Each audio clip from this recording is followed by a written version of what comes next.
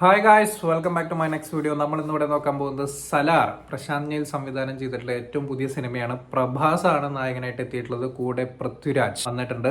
ഈ ഒരു സിനിമയ്ക്ക് വേണ്ടിയിട്ട് കട്ട പ്രതീക്ഷയിലായിരുന്നു ഞാൻ തിയേറ്ററിലേക്ക് പോയിട്ടുണ്ടായിരുന്നത്. അതും വി മാളിലെ ഫസ്റ്റ് സ്ക്രീനിൽ വെച്ചിട്ടാണ് ഞാൻ ഈ ഒരു സിനിമ കാണുന്നത്. സോ ഭയങ്കര അധികം പ്രതീക്ഷകൾ. 3 മണിക്കൂറുള്ള സിനിമ, അതും ഫുൾ ഓൺ ആക്ഷൻ മോഡിൽ പോകുന്ന സിനിമയായിരിക്കും. ട്രെയിലർ കണ്ടപ്പോഴും അങ്ങനെയാണ് തോന്നിയിട്ടുള്ളത്. അപ്പോൾ അങ്ങനെ ആസ്വദിച്ചിരുന്ന് കാണാനുള്ള സെറ്റപ്പിലാണ് ഞാൻ ഫുൾ പോയത്. അങ്ങനെ ഇരിക്കുന്ന ആ ഒരു സന്ദർഭത്തിൽ പടം തുടങ്ങുന്ന സമയത്ത് യാഷിന് നന്ദി പറഞ്ഞിട്ടൊക്കെ തുടങ്ങി. അപ്പം ഞാൻ പിന്നെയും പ്രതീക്ഷിച്ചു യാഷിന്റെ ഒരു ക്യാമിയോ റോൾ ഉണ്ടാവും, അങ്ങനെയാണ് ഇങ്ങനെയാണെന്നൊക്കെ ഒരുപാട് പ്രതീക്ഷിച്ചു.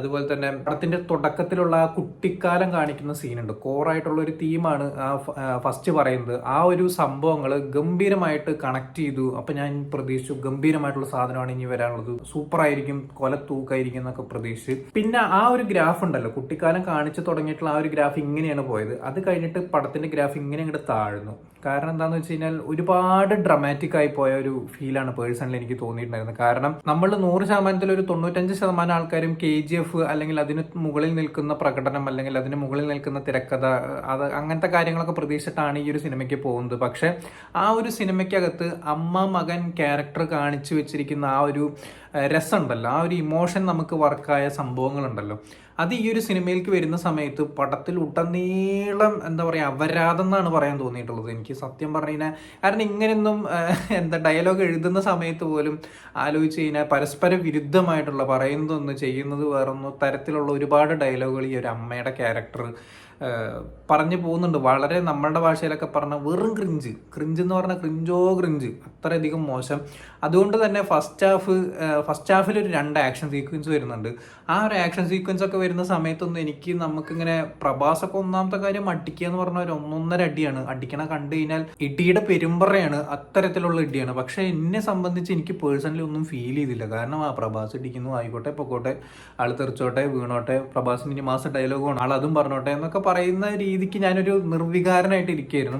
സെക്കൻഡ് ഹാഫ് ഇന്റർവെല്ലിന് ശേഷം പൃഥ്വിരാജിന്റെ ക്യാരക്ടർ വരുന്നത് മുതൽക്ക് പടം അങ്ങോട്ട് ഓണാവും. കാരണം പൃഥ്വിരാജിനൊപ്പം പ്രഭാസ് നിന്നുകൊണ്ട് ചെയ്യുന്ന ഒരുപാട് കാര്യങ്ങളാണ്. ആ സമയത്ത് പടം ഒന്ന് ഓണായി, എലിവേറ്റ് ആയി. പിന്നെ അമ്മയുടെ കഥാപാത്രം ഒന്നും അധികം വരുന്നൊന്നുമില്ല. വരുന്ന സമയത്ത് മോശമാണെന്നുണ്ടെങ്കിലും സെക്കൻഡ് ഹാഫിലേക്ക് വരുന്ന സമയത്ത് കുറച്ച് ഭേദമായിരുന്നു എന്ന് പറയാം.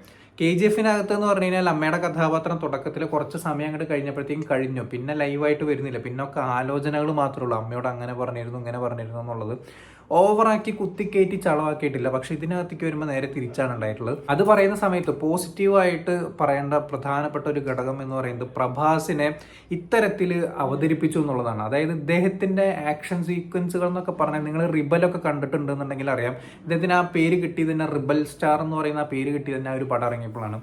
ആ ഒരു പടത്തിനകത്തൊക്കെ ചെയ്തു വെച്ചിട്ടുള്ള ഒരു സ്വാഗും കാര്യങ്ങളുണ്ട്. അവസാനമായിട്ട് എനിക്ക് ആ ഒരു സ്വാഗ് കിട്ടിയത് ബാഹുബലിയിലായിരുന്നു. ബാഹുബലിക്ക് ശേഷമൊക്കെ വൻ ക്രിഞ്ചായിരുന്നു. ആക്ഷൻ ആയിക്കോട്ടെ, എന്ത് തേങ്ങയാണെന്നുണ്ടെങ്കിലും അദ്ദേഹത്തിന്റെ പടം കട്ടാവരാതായിരുന്നു. പക്ഷെ ഈ ഒരു സിനിമയ്ക്കകത്ത് അദ്ദേഹത്തിന് ആക്ഷൻ ആറ്റിറ്റ്യൂഡ് വളരെ നന്നായി തോന്നി. പക്ഷെ ഫസ്റ്റ് ആക്ഷൻ സീക്വൻസിൽ അദ്ദേഹത്തിന് എന്തോ ഒരുമാതിരി ഒടിഞ്ഞു തൂങ്ങിയ പോലെയാണ് നടന്നിട്ടുണ്ടായിരുന്നത്. അതൊക്കെയാണ് എനിക്ക് ഫസ്റ്റ് ഹാഫിൽ ഞാൻ പറഞ്ഞത് നിർവികാരനായിട്ട് ഇരുന്നിട്ടാണ് ഞാൻ പടം കണ്ടത്.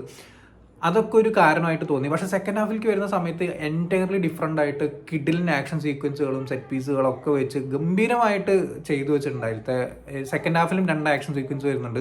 ആ 2 ആക്ഷൻ സീക്വൻസും തകർത്തിട്ടുണ്ട് എന്നാണ് എനിക്ക് പേഴ്സണലി തോന്നിയിട്ടുള്ളത്. ഒപ്പം പൃഥ്വിരാജിന്റെ ഒപ്പം നിന്നിട്ടുള്ളൊരു ഫൈറ്റ്, അതൊക്കെ ഗംഭീരമായിരുന്നു. ഒരു സിനിമ കണ്ടു കഴിഞ്ഞാൽ നമ്മൾ ഓർത്തിരിക്കേണ്ട മൊമെന്റ്സ്, അതും പ്രത്യേകിച്ച് 3 മണിക്കൂറുള്ള ഒരു സിനിമയ്ക്ക് അകത്ത് ഓർത്തിരിക്കുക എന്ന് പറയുന്നത് എന്നെ സംബന്ധിച്ച് ആകെ 3-4 സീക്വൻസ് അല്ലെങ്കിൽ അത്രയില്ല. 2 ആക്ഷൻ സീക്വൻസിൽ 2 ഫ്രെയിം, 2-3 ഫ്രെയിമുകൾ മാത്രമാണ് എനിക്ക് ഈ ഒരു സിനിമയ്ക്കകത്ത് ഓർത്ത് വെക്കാൻ പാകത്തിന് തോന്നിയിട്ടുള്ളൂ.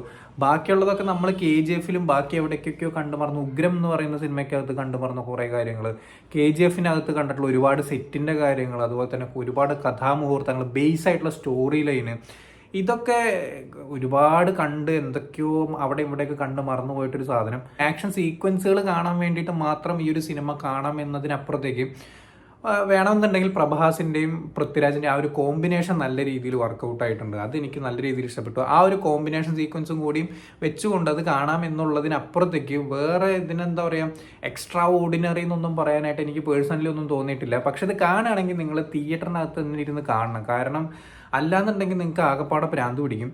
പിന്നെ അത്യാവശ്യം ലൗഡായിട്ടുള്ള ബാക്ക്ഗ്രൗണ്ട് സ്കോറുകളാണ്. തുടക്കം ഞാൻ നേരത്തെ പറഞ്ഞു, കുട്ടികളുടെ ആ കാലഘട്ടം കാണിക്കുന്ന സമയത്ത് എല്ലാം കൊണ്ടും ഗ്രാഫ് കുത്തനെ മുകളിലേക്കാണ്. കാരണം ബാക്ക്ഗ്രൗണ്ട് സ്കോർ ആയിക്കോട്ടെ, ക്യാമറ ഡിപ്പാർട്ട്മെന്റ് ആയിക്കോട്ടെ, ആക്ഷൻ സീക്വൻസുകളായിക്കോട്ടെ, എന്ത് തന്നെ എടുത്തു കഴിഞ്ഞാലും ആ ഒരു ഗ്രാഫ് മുകളിലേക്ക് തന്നെയാണ്. പക്ഷെ അതിനുശേഷം ഒരു സെക്കൻഡ് പോലും ചെവിക്ക് തൊയിരം തരാത്ത രീതിയിലുള്ള അരോചകമായിട്ടുള്ള ഒരുപാട് ബാക്ക്ഗ്രൗണ്ട് സ്കോർ കാര്യങ്ങളൊക്കെ. നമ്മളിപ്പോൾ സൈലന്റ് ആയിട്ട് വെക്കേണ്ട സ്ഥലത്ത് സൈലന്റ് ആയിട്ട് തന്നെ വെക്കണം. ഇതിപ്പോൾ പ്രഭാസ് എന്തെങ്കിലും ഒന്നൊരു ചെറുവിരൽ അനക്കിയാൽ പോലും ബാക്ക്ഗ്രൗണ്ട് സ്കോറാണ്. അല്ലെങ്കിൽ എന്തിനാ പറയുന്നത്, പൃഥ്വിരാജ് വന്നു കഴിഞ്ഞാൽ ബാക്ക്ഗ്രൗണ്ട് സ്കോർ, ശ്രുതിഹാസൻ വന്നു കഴിഞ്ഞാൽ ബാക്ക്ഗ്രൗണ്ട് സ്കോർ. അങ്ങനെ കാണുന്ന സമയത്ത് നമുക്ക് ചെവിക്കോ റെസ്റ്റ് കിട്ടുന്നില്ല.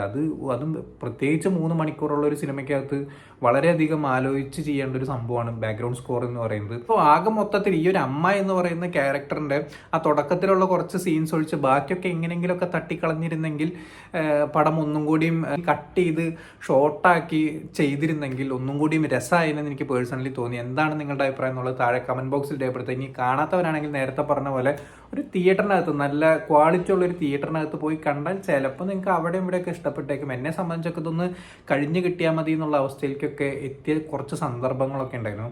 അതുപോലെ തന്നെ ഞാൻ എൻ ക്രെഡിറ്റ് സീൻ ഉണ്ടാവുമെന്ന് പ്രതീക്ഷിച്ചു. കാരണം ഞാൻ പറഞ്ഞു കേട്ടിട്ടുണ്ടായിരുന്നു 1.5 മിനിറ്റിന്റെ ഒരു എന്തോ എൻ ക്രെഡിറ്റ് സീനൊക്കെ ഉണ്ടാവുമെന്നൊക്കെ കേട്ടിരുന്നു. പക്ഷേ എൻ ക്രെഡിറ്റ് സീനൊന്നും കിട്ടിയില്ല.